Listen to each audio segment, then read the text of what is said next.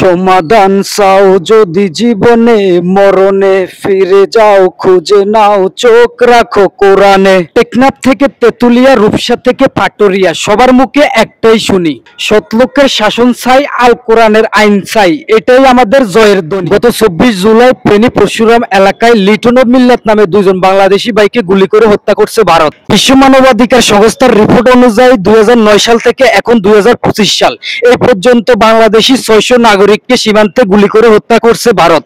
এই 600 নাগরিক যদি পাকিস্তানের হতো তাহলে পাকিস্তান ভারতের বিরুদ্ধে যুদ্ধ ঘোষণা করত এবং ভারতের সব নাট বল্টু ডিসেবল করে দিত। আমরা কেন নরম, কোথায় নরম, কিভাবে নরম, আমাদের দুর্বলতা কোথায়? আমরা কেন শত্রুর অত্যাচার থেকে নিজেদেরকে সেভ রাখতে পারি না? কিভাবে ভারতের অত্যাচার থেকে সফলতা পেতে পারি? উপায় কি, ওয়ে কি, সিস্টেম কি, রিজনটা কি? শক্তি খাটিয়ে প্রতিবাদ প্রতিরোধ করতে পারলে কোনো হরিদাস পাল মেরে পার পেতে পারে না। কিন্তু দুঃখজনক, আমাদের কোনো শক্তি নাই। আমাদের আছে 71 চেতনা ব্যবসা, আমাদের আছে আওয়ামী লীগ আর ভারতের রক্তের সম্পর্ক। আমাদের বিএনপি ভারতের বিরুদ্ধে কথা বলার সাহস রাখে না। যুদ্ধ করার মতো বিমান, কামান, মিসাইল, ক্ষেপণাস্ত্র এবং যুদ্ধ সরঞ্জাম তৈরি করার জন্য বিজ্ঞানী, ইঞ্জিনিয়ার ও কারখানা পর্যাপ্ত কিছুই নাই আমাদের। শত্রুর মোকাবিলা করার জন্য এগুলো কেন নেই আমাদের? 1 নম্বর কারণ, বাংলাদেশ স্বাধীন হওয়ার পর শেখ মুজিব পাকিস্তান থেকে মুক্তি পেয়ে সোজা দিল্লি গেলেন। তারপর নতুন বাংলাদেশে এসে মহানায়ক হলেন এবং ক্ষমতার স্বাদে বাংলাদেশকে দিল্লির দাসত্বের রূপ দিলেন। সেই থেকে শুরু হলো দিল্লির গোলামি করা। 2 নম্বর কারণ, গত 54 বছরে যারাই ক্ষমতায় এসে দেশ পরিচালনা করছে তারাই দুর্নীতি, চাঁদাবাজি আর অর্থ পাচার করে বিদেশে বেগম পাড়া বানাইছে। আরে শেখ হাসিনা একাই রূপপুর বিদ্যুৎ কেন্দ্র থেকে 59,000 কোটি টাকা চুরি করছে। শেখ হাসিনার সাধারণ একজন পিয়ন জাহাঙ্গীর 400 কোটি টাকা লুট করে বিদেশে পাচার করছে।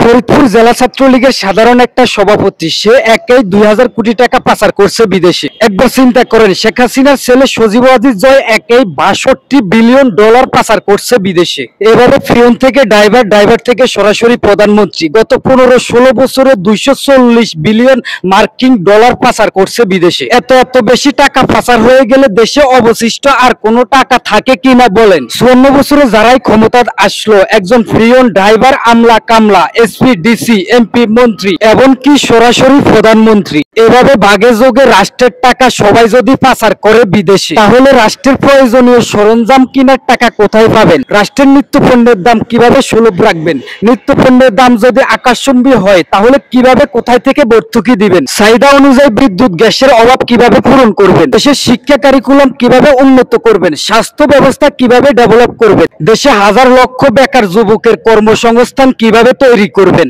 দেশে দুর্নীতি আর অনিয়ম বন্ধ হলে দেশ বিদ্যুৎ গতিতে উন্নত হবে। দুর্নীতি বন্ধ হলে দেশে টাকার অভাব থাকবে না। একটা কথা আছে না, টাকাই সব। টাকা থাকলে বাঘের চোখও ছিনিয়ে আনা যায়। টাকার অভাব পূরণ হলে দেশ ও দেশের প্রয়োজনে যুদ্ধ সরঞ্জাম, চিকিৎসা সরঞ্জাম, খাদ্য সামগ্রী, দেশের শিক্ষা ব্যবস্থার উন্নতি, দেশের সর্বস্থানের সর্ব সমস্যা সব সমাধান করা সহজ হবে। আর সবই যখন উন্নত হবে তখন আমরা হব সবল। আমরা আর নরম থাকবো না। আমাদেরকে কেউ নরম ভেবে পা দিয়ে পিছে চলে যেতে পারবে না। তবে এবার দেশের মানুষ জেগে উঠেছে। 54 বছরে অনেক দুর্নীতি, অনিয়ম, চাঁদাবাজি, অর্থ পাচার আর বেগম পাড়া, জেল, জুলুম, ডান বাম, শাসন শোষণ সবই দেখা হলো। তারা দেশকে আরো 54 বছর পিছনে নিয়ে গেল। এবার তাদের পালা শেষ। আমজনতা দেখতে চায় আল কোরআনের বাংলাদেশ।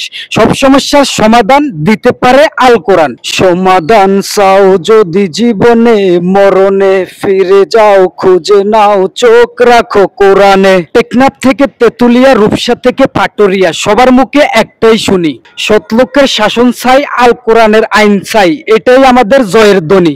যারা কোরআন মানে, কোরআনকে ভয় করে, রাষ্ট্রে কোরআনী শাসন প্রতিষ্ঠা করতে চায়, তারা কখনো চুরি করতে পারে না, দুর্নীতি করতে পারে না, একমাত্র আল্লাহর ভয়ে। সুতরাং তাদেরকে সংসদে পাঠানো উচিত। তাহলে গত 54 বছরের পিছিয়ে যাওয়া বাংলাদেশ দুর্বার গতিতে এগিয়ে যাবে সবল, স্বাবলম্বী, সফলতার দ্বার প্রান্তে।